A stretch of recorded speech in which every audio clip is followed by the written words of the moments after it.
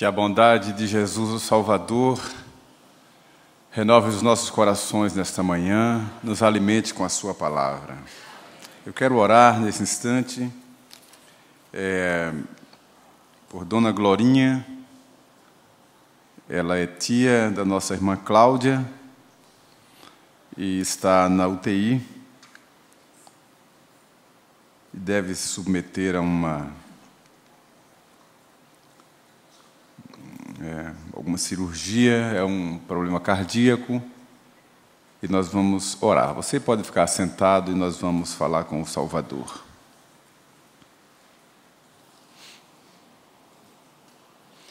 Ó Deus querido, Pai de toda misericórdia e toda graça, louvado seja o Teu nome. Nesta manhã, reunidos como Tua igreja, Tua noiva, o Teu povo, nós celebramos, bendizemos o Teu nome, que é santo, e nos assentamos para ouvir a Tua palavra, que é alimento para a nossa alma, bússola para a nossa jornada, lâmpada para os nossos pés. Queremos pedir ao Deus a Tua misericórdia sobre Dona Glorinha, que a mão poderosa do Senhor repouse sobre ela. E segundo a Tua preciosa e doce vontade, o Senhor a levante e a sustente, para a alegria dos seus. E por isso receba nossa gratidão, nossa profunda adoração, porque só Tu és Deus. Em nome de Jesus. Amém.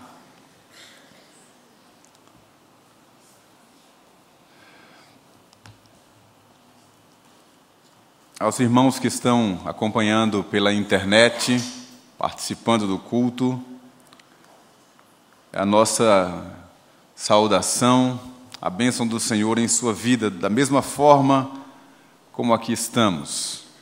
Existem irmãos nossos impedidos de estarem aqui e que aguardam chegar esse momento para estarem na igreja, participando conosco pela internet.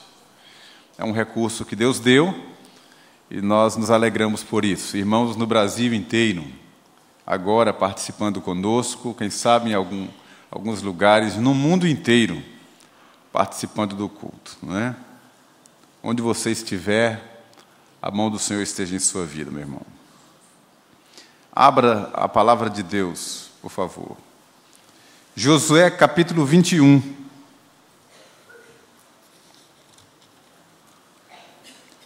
Josué, capítulo 21.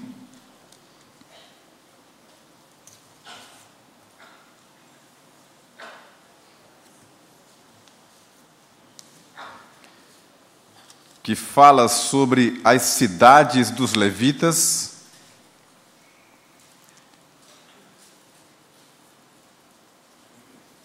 Mas eu vou ler apenas o verso de número 45. Que diz assim: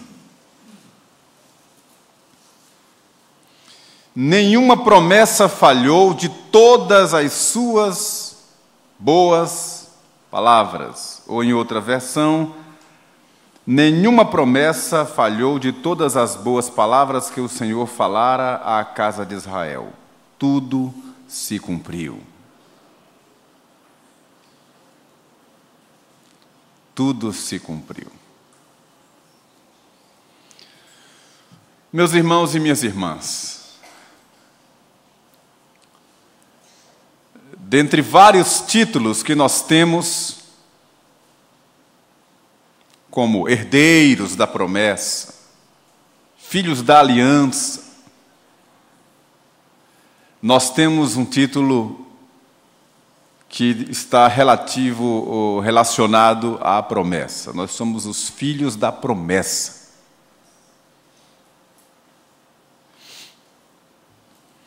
E em toda a Escritura, depois que Deus se manifestou a Abraão e lhe fez a promessa,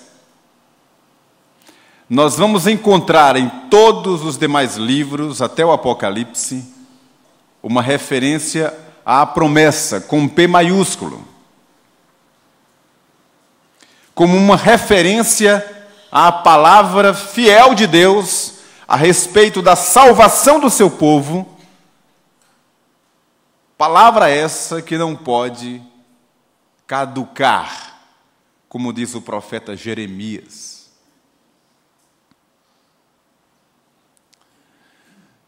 E eu fiquei estudando, pesquisando, meditando sobre essa questão e quero trazer algumas lições para nós, a partir deste texto e de vários outros que vou fazer referência. Primeiro, quero considerar toda a geração da velha aliança. Todos os que morreram antes de Cristo. E que, segundo a Escritura, morreram aguardando a promessa. Como está em Hebreus, capítulo 11. Eles sonharam com o dia de Cristo. Olharam para as leis de Deus que apontavam para a redenção. E alimentaram o seu espírito em todo o tempo e em toda a trajetória nas palavras que Deus tinha dito a eles. Hebreus capítulo 11 diz que nem todos alcançaram, ouviram a promessa, ou o cumprimento da promessa, embora todos eles morreram aguardando o grande dia. A promessa, com P maiúsculo, se cumpriu no Calvário, que é a redenção de todos os homens, da velha aliança e da nova aliança. Conquanto já estejamos mais de 2000 anos depois do cumprimento da promessa, aqueles que ainda hão de nascer e que já estão escritos no livro da vida, estão da mesma forma ancorados nessa promessa. O evangelho que pregamos hoje, se Jesus demorar ainda décadas ou séculos para voltar, o mundo passará por mudanças e transformações que nós nem imaginamos. Mas a palavra do Senhor permanecerá a mesma, segundo a sua promessa. Passará o céu e a terra, mas as minhas palavras não passarão, diz o Senhor. Então nós somos herdeiros da promessa e estamos ancorados nelas, ou seja, nas palavras de Deus. Isso é maravilhoso, porque tem a ver com quem fez a promessa, que é fiel, como diz o autor da carta aos Hebreus. Nós depositamos confiança pelo histórico de quem fez a promessa. Num Deus que nunca falhou, como acabamos de ler aqui. Nenhuma promessa falhou de todas as boas palavras que o Senhor falara à casa de Israel. Tudo se cumpriu. E nós costumamos ensinar, pregar, direcionar a palavra de Deus aos crentes, para encorajá-los, dizendo exatamente isso. Olha, olhem para as profecias. Olhem para as promessas de Deus. Nenhuma deixou de se cumprir. Se nenhuma deixou de se cumprir, as que estão diante de nós certamente se cumprirão. É o que nós dizemos. Porque nós temos uma base, temos um alicerce que é o cumprimento de todas as profecias. Mas o que eu quero conversar com vocês tem a ver com: e aquilo que Deus não prometeu fazer? E aquilo que tem sido alimento para tantos, base da esperança de muitos, mas são coisas que Deus não disse que faria. Abra sua Bíblia, por favor, em Jeremias. Profecia de Jeremias, capítulo 23. Jeremias, capítulo 23.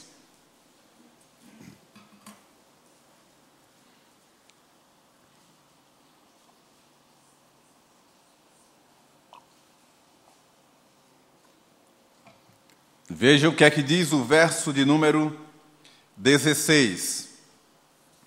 Jeremias 23, verso 16. Assim diz o Senhor dos Exércitos: não deis ouvidos às palavras dos profetas que entre vós profetizam e vos enchem de vãs esperanças. Falam as visões do seu coração, não o que vem da minha boca. Agora passem aí uma página na sua Bíblia, ainda no mesmo capítulo, quando Deus continua dizendo assim, vejam, verso 31. 31. Portanto, eis que eu sou contra esses profetas, diz o Senhor, que furtam as minhas palavras, cada um ao seu companheiro. Eis que eu sou contra esses profetas, diz o Senhor, que pregam a sua própria palavra e afirmam: ele disse. Eis que eu sou contra os que profetizam sonhos mentirosos, diz o Senhor, e os contam, e com as suas mentiras e leviandades fazem errar o meu povo, pois eu não os enviei, nem lhes dei ordem, e também proveito nenhum trouxeram a este povo, diz o Senhor. E continua a reclamação aqui, soberana, no mesmo teor.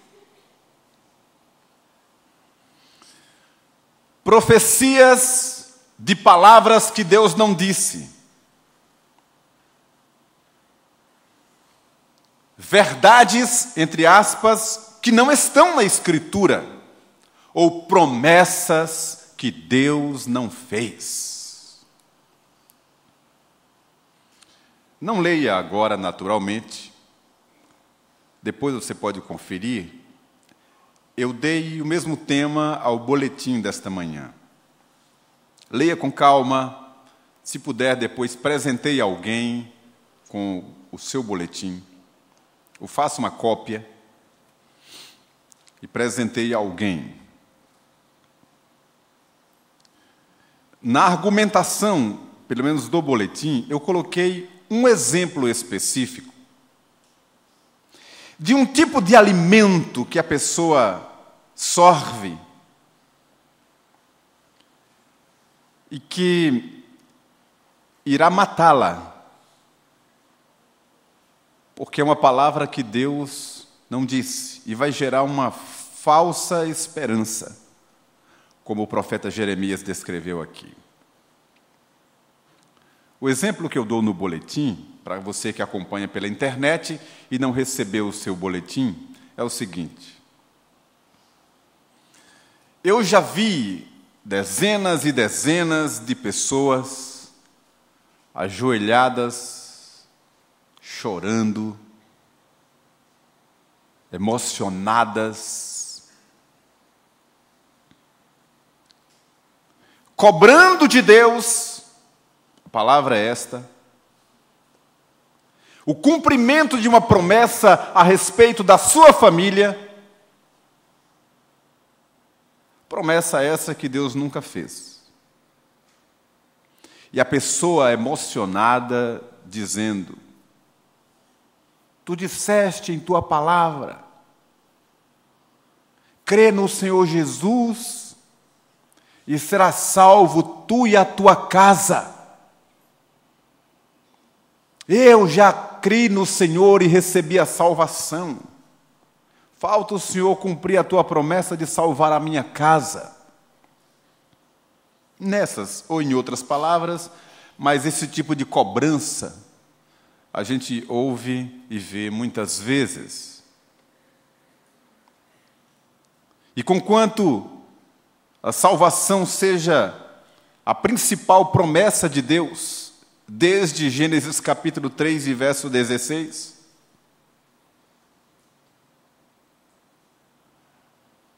mas Deus nunca prometeu salvar a família daquele que se converteu.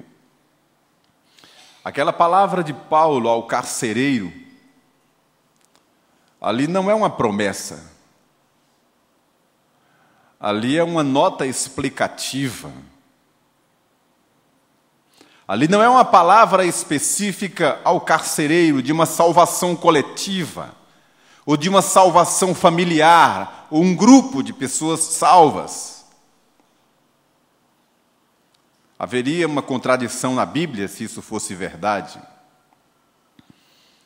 O que Paulo está dizendo ao carcereiro é crendo no Senhor Jesus, que é salvo você e a sua casa.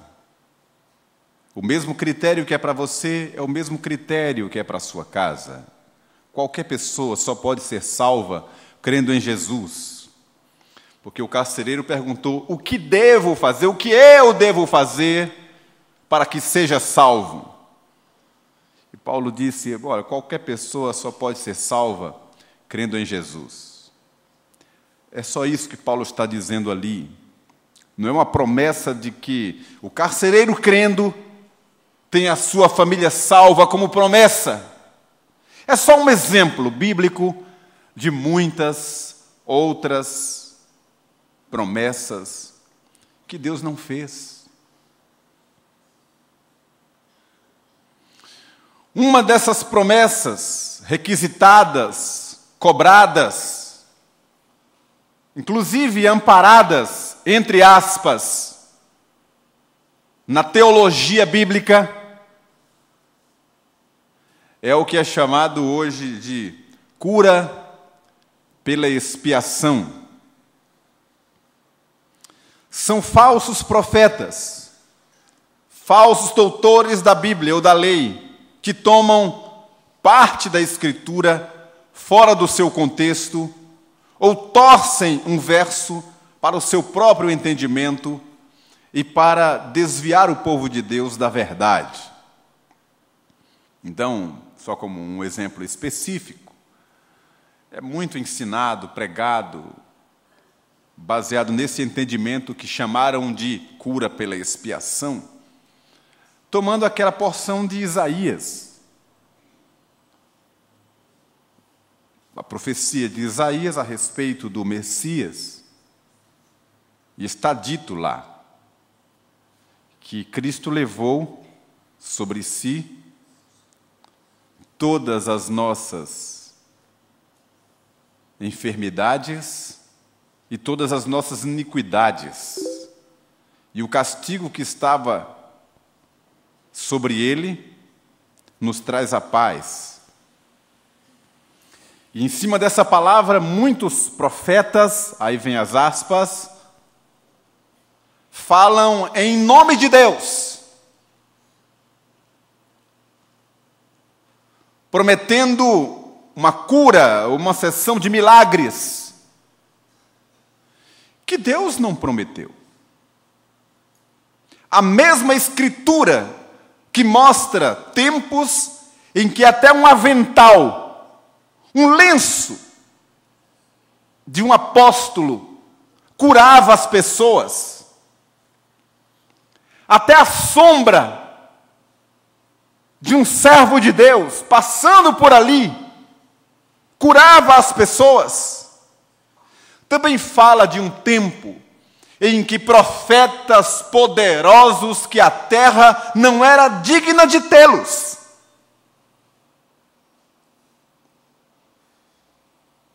Não curaram ninguém. O Senhor Jesus disse, e Mateus registrou, Lucas também registrou, que nos dias do profeta Elias, havia muitas viúvas em Israel. E por conta da seca, até da maldição sobre a terra, houve muita necessidade, muita carência, desespero até. E Elias não foi enviado a nenhuma delas, senão a uma viúva em Sarepta, em Sidom, uma terra estranha à promessa. E diz que no tempo do profeta Eliseu, havia muitos leprosos em Israel. E a nenhum Eliseu foi enviado, senão a Naamã, que era da Síria, uma terra inimiga de Israel.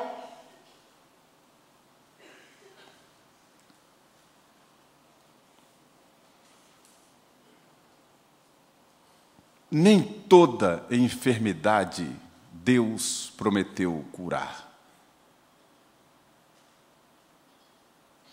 Nem toda provação Deus prometeu livrar.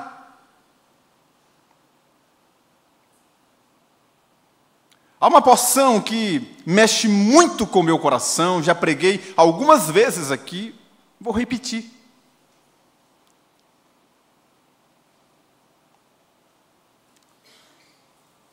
Por favor, não abra agora, apenas lembre de depois conferir. Atos capítulo 12. Isso mexeu comigo, dia que passei a estudar, meditar sobre aquelas duas realidades, razão porque vim e preguei aqui para os irmãos, com o coração inflamado. Herodes, vendo o burburinho, o povo apaixonado, falando do caminho do Messias, do Rabi de Nazaré, e milagres acontecendo, e coisas extraordinárias, e o evangelho da graça proliferando, Herodes mandou tomar a Tiago, o apóstolo Tiago. Prendeu-o no cárcere. E o negócio está frio mesmo, viu, irmão? Esse negócio está gelado aqui. E mandou matar a Tiago. E vendo que aquilo agradou aos judeus, mandou prender a Pedro. E prendeu a Pedro, para também o matar. Aí vem o capítulo 12. A partir do verso 10, você vai encontrar depois lá, a igreja em oração, em favor de Pedro, em favor dos apóstolos. E aí você acompanha uma história interessante, maravilhosa, que encanta o nosso coração. Deus ouviu a oração da igreja, enviou um anjo, que lá na prisão, as portas se abrem automaticamente, as cadeias caem das mãos e dos pés de Pedro, e Pedro sai com o anjo pela porta da frente da prisão, e tudo vai na maior bênção, e Pedro volta para casa, encontra o povo orando, uma história linda. E o que subiu ou desceu ao meu coração foi o mesmo Deus que enviou Tiago e Pedro para pregar o Evangelho, e que prometeu estar com o seu povo todo o tempo.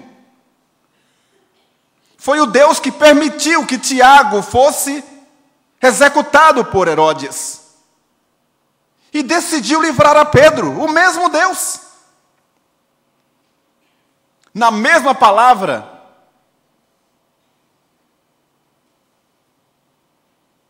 que traz aos meus olhos um grupo de pessoas que, pela fé que tiveram, foram abençoadas e honradas em sua fé. Receberam pela fé. E um grupo de pessoas que também vivendo pela fé, pela mesma fé, perderam e morreram.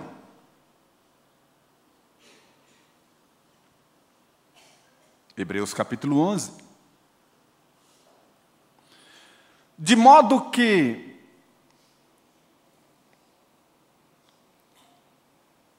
ou por motivação de líderes espirituais, falsos profetas, ou por ignorância das Escrituras, de quem não estuda, não lê, não se informa, falsas verdades chegam à mente e ao coração de muita gente que ancora a sua vida em promessas que Deus não fez. E vão tropeçar, se decepcionar, cobrar de Deus o que Ele jamais havia prometido. Eu me lembro de um momento assim dramático, traumático de uma família, e eu estava presente. Isso foi em Belo Horizonte. Eu era pastor lá. E eu fui ao funeral. Não era o sepultamento, mas um momento de velar o corpo de um adolescente que faleceu de uma forma muito dura, num acidente. E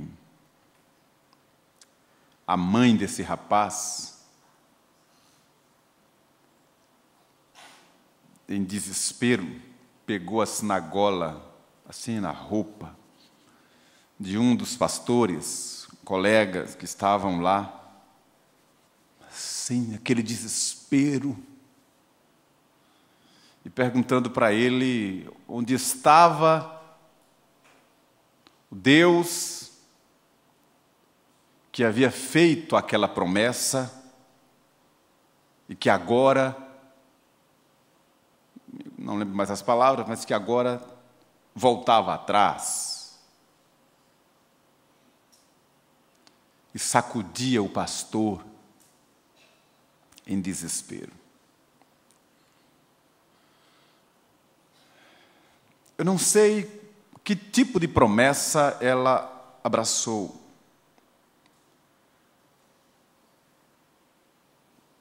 Sobre a permanência da vida daquele rapaz ou qualquer outra coisa assim. Mas seguramente Deus tinha decidido chamar aquele jovem.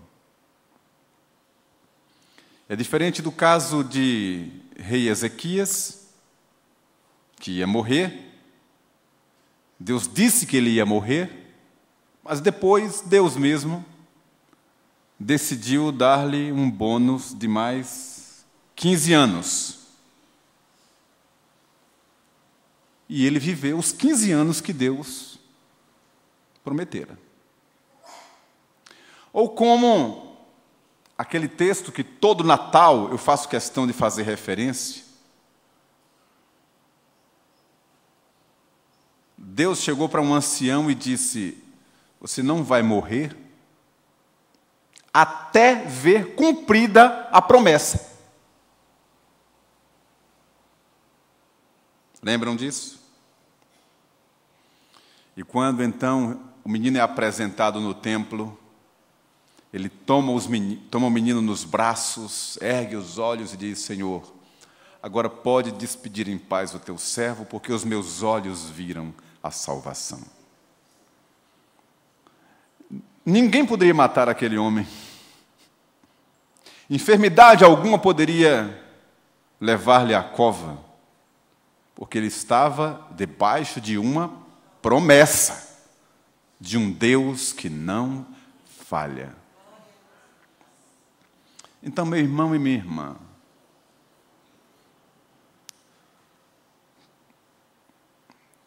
se você é servo de Deus e é crente, você tem uma promessa firme e central, que é a sua salvação.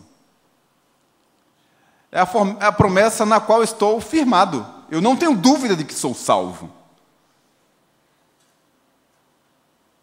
Porque Deus disse assim: quem tem o Filho, tem a vida. Quem não tem o Filho, não tem a vida. Eu tenho o Filho, então eu tenho a vida eterna. Essa promessa que Deus fez está cumprida em minha vida. E Ele prometeu que aquele que recebe a Jesus já está sentado nos lugares celestiais. Então eu estou seguro. Eu não tenho medo, nem dúvida alguma. Nessa promessa eu estou firmado. Mas e as demais coisas que dizem respeito ao nosso cotidiano, à nossa vida, ao nosso crescimento, nosso amadurecimento, nosso aperfeiçoamento, a nossa caminhada toda? Em que está amparada e ancorada a sua experiência cristã? Para você descobrir, você vai ter que saber o que é que Deus de fato disse. E não ouvir dos profetas, dos pregadores, mas o que está revelado na Escritura. Porque esta é a palavra fiel do Senhor. Fora disso, pode ser uma opinião minha, uma opinião de alguém que sonhou alguma coisa e tenta revelar para você, como as muitas profetadas que nós encontramos por aí. Que Deus dê juízo à sua igreja, para aprofundar-se na Escritura e firmar os seus passos na palavra de Deus, porque esta é fiel e verdadeira. Louvado seja o Senhor.